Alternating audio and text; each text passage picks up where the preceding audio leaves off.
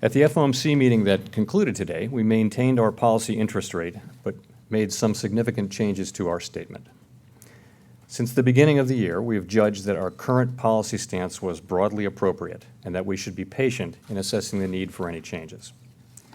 In light of increased uncertainties and muted inflation pressures, we now emphasize that the committee will closely monitor the implications of incoming information for the economic outlook and will act as appropriate to sustain the expansion with a strong labor market and inflation near its 2% objective. So far this year, the economy has performed reasonably well, with solid fundamentals supporting continued growth and strong employment.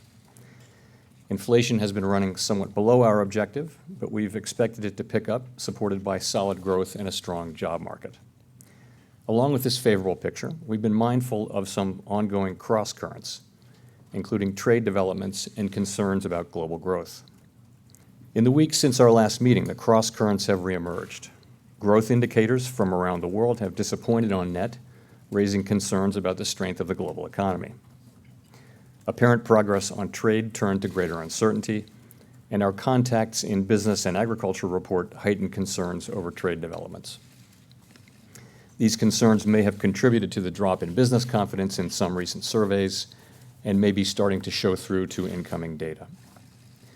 Risk sentiment in financial markets has deteriorated as well. Against this backdrop, inflation remains muted.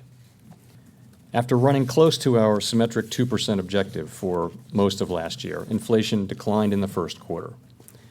Data since then shows some pickup.